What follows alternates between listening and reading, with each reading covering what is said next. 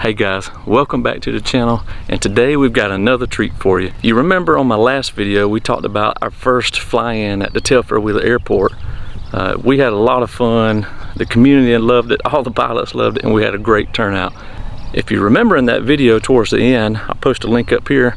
I took a ride with Mike Beasley in his Long-EZ. It's a Canard, a cool airplane that he built himself over decades, being in the Air Force, and recently finished it. Well, he is hosting the first annual Canard fly-in over in Perry, Georgia, and we're going to fly over, and he supported us, we're going to support him. So right now you can kind of see the ceilings are pretty low right now. So two things: number one, you will find this as a surprise, but I'm waiting on Barry. Number two, waiting on the ceilings to get a little bit higher so we can get out of here real safe. But I wanted to bring you guys along. I know you'll enjoy it, so stick around. I just want y'all to see who finally showed up. I'm here all in one piece, baby. Sorry, so one of the delays is here. Now we just gotta wait on a little bit of the other, but I think we can make it, Barry. I'm good to go. We can make it. Let's go. Eastman traffic, Cherokee 40 November departing 20 Eastman.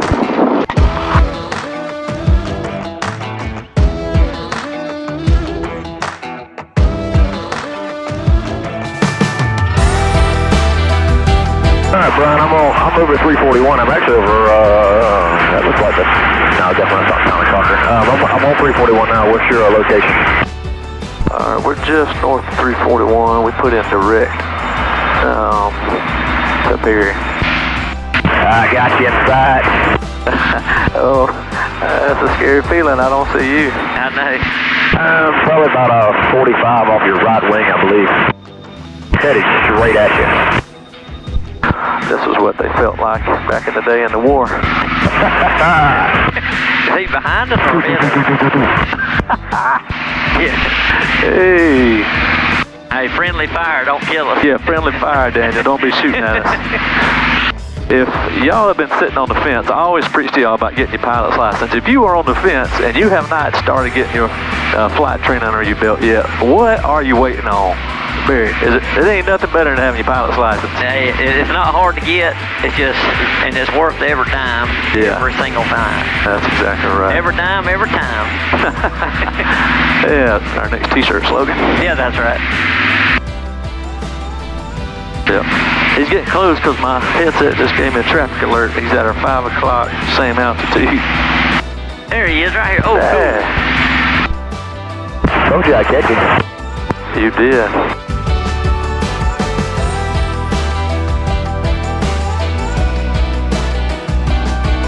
I know all you boys think that your four-wheelers and razors are fun, and they are, but man, it's hard to beat this. Flying with your buddies on the way to a fly-in, over flying the Okmulgee River, just beautiful, beautiful. And Perry, Houston County traffic, Cherokee 7840 November is 10 to the southeast, inbound, full stop. Perry, Houston County.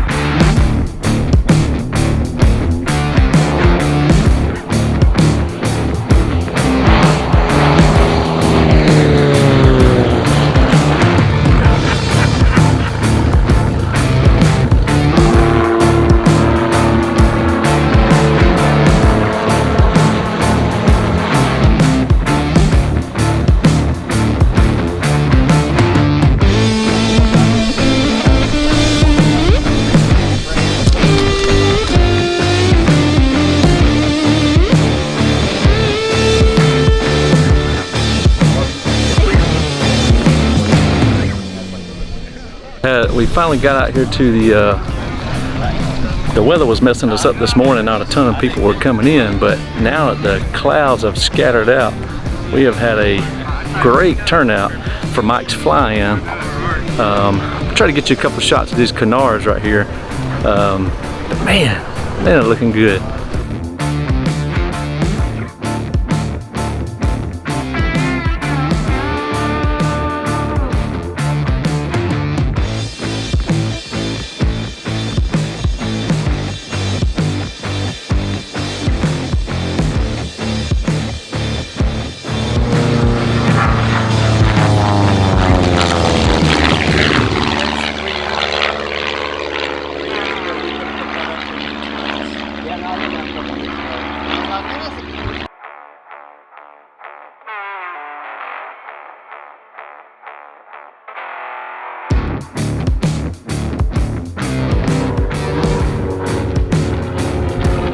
Try to get you a couple shots up closer, but just had this here, let me get out of the way, a black Long-EZ come in on top of us. Nice plane, but again, if you have not made it to your first flying, I encourage you to get out there and get in it. Awesome community of aviators out here. The Long-EZ is a very unique plane, but all the others, we got Rands, RV, all kind of stuff out here. It's neat.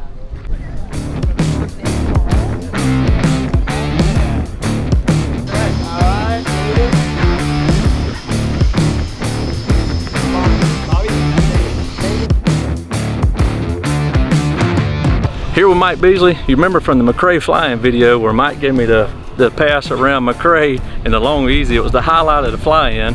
So again, he hosted one here in Perry.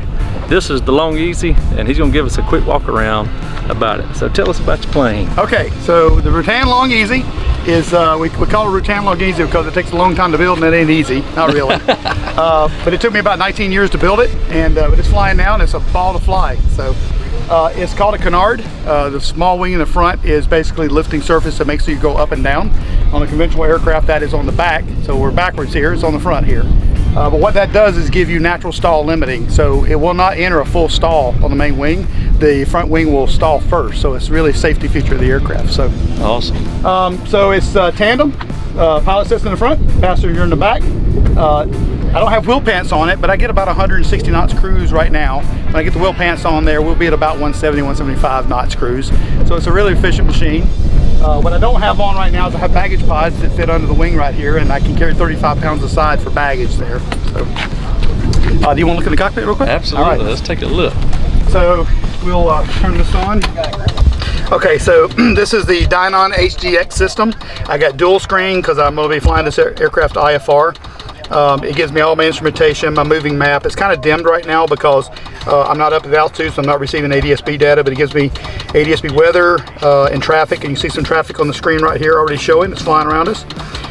Radio here, and I don't have it installed yet, but I have a brand new IFD 440. It's going to go into that tray that's already wired up, so that will make my plane instrument rating, IFR. I have a little thing here on the side. This is my speed brake, and if you look at the bottom of the aircraft, you'll see it coming down. That's called a landing brake, and it just basically slows me down for landing. And do that electrically. The aircraft is on the nose because you get in and out with it on the nose, because you can't leave it up without the pilot in it because it will flip over backwards, kill a bit of wind. So we leave it on the nose so it won't flip over backwards. But you get in, have electric nose lift. So when I get in, you'll see in a second when I lift off, and it'll just raise me up and we go take off. That's awesome. Again, dual screens. I got Bluetooth audio here into my intercom system. My helmet has noise canceling headset, so I can pipe music in. It's really cool. So fly on this long trips. But yeah, it's mags. I got electronic mag and a regular mag. Fuel valve is down here, right there, and I had forgot when we took our flight that it's got a side stick. Yep. Stick, and I got like comm transfer. If you notice right here, I can click the button. I transfer the comm back and forth. Radio select when I get my radio, my FD 440, and I can switch it over back and forth. I can do transponder here, autopilot disconnect. So all those switches have functions. So as if it didn't look cool enough, you get in it and it feels like a fighter pilot. It certainly does feel like you feel like a fighter pilot. I call it the poor man's F-16 because you have the stick in your right hand, throttle in your left, bubble canopy. It feels in every way like a little mini F-16. Absolutely, that's awesome. It's an absolute joy to fly. And it smokes. It's just real fun. It's not as roomy as your aircraft, for example. So that sometimes you'd like to have more room, but the small size is what makes it go as fast. It's because the cross section is very small. Right. Absolutely. The engine in this is a Lycoming 0320 E2D. It's got 160 horsepower STC upgrade, and it's equivalent to your Cessna 172 engine, right? But like I said, I get nearly 200 miles an hour out of the same engine. Right. So it's a pusher, obviously. This is a fiberglass, a wood core fiberglass wrapped prop. They're very good prop, very efficient, and that gives me some of my speed there. Oh wow. Yeah, I guess that makes sense. I've got 180 horsepower and my big heavy Cherokee put 160 horses in something this light, man. Yeah, it's the, and I'll tell you, if you get a shot when they're tacking out, what really, you see how thin this profile is. Right. The cross section of this airplane is so thin, and you don't have the rivets and the things protruding that it's drag, right? Right. So it's very smooth flow over the wings, but as you taxi out, if you look in and even in and from the back and the front, you'll notice how thin the whole airplane is. The cross section is very small. That is awesome. All right, so the rudders on this airplane are independent. Each rudder pedal operates each rudder, and when you press it, it pushes the rudder pedal out, and it's a spring that pulls it back in, so it's automatically fairing, but it hits a hard stop here. What's the advantage of that is, and you generally don't need to use rudder when you're in the air much at all. When you're landing, if you, like say I'm a little hot on final, I can actually put both rudder pedals in and stick both rudders out, and actually acts like a speed brake. Oh, wow. So it's kind of cool in that regard. But like I said, you hear the spring in there, it just pulls it back center. And the ailerons are coupled, obviously. I've got trim inside of the spar there that lets me trim in flight.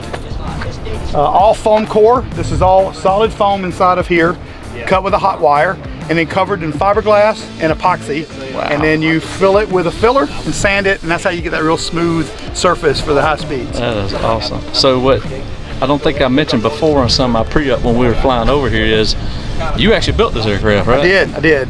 It took me 19 years. I started on the 18th of November 2001 when I was in Germany. Oh, wow. Moved the project 3 times, and it took me nearly 19 years to build it. Now that was mixed in with some school, life and the job and all that. So absolutely, just persistence. You just gotta stick with it. And I had done no fiberglassing or no electronics, no wiring, anything before I started this project, and I learned all of that along the way. I haven't painted it yet. This is primer, but I sprayed the primer myself. Wow. Learned about engines, just everything about an airplane you learn while you're building these things. Absolutely. That is awesome. And you served in Air Force, right? I did, yep. I was 20 years Air Force. I was an F-16 crew chief mechanic for 9 years, tech sergeant. Got out, went to school, came back as an officer, and spent 11 years as an aircraft maintenance officer before I retired. Well, yeah. I appreciate your service for sure. Well, thank you. We had to jump in our planes and shoot out pretty quick because the wind and the wind gusts were forecasted to be pretty high. So Barry and I hopped back in the Cherokee 180, taxied off, and enjoyed a little bit of low and slow flight on the way home.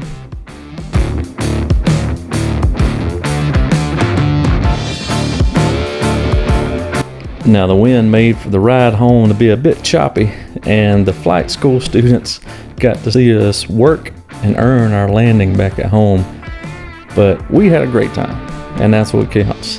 I hope you enjoyed this video, and if you did, I encourage you to hit the like button, subscribe to the channel, and we'll catch you on the next one.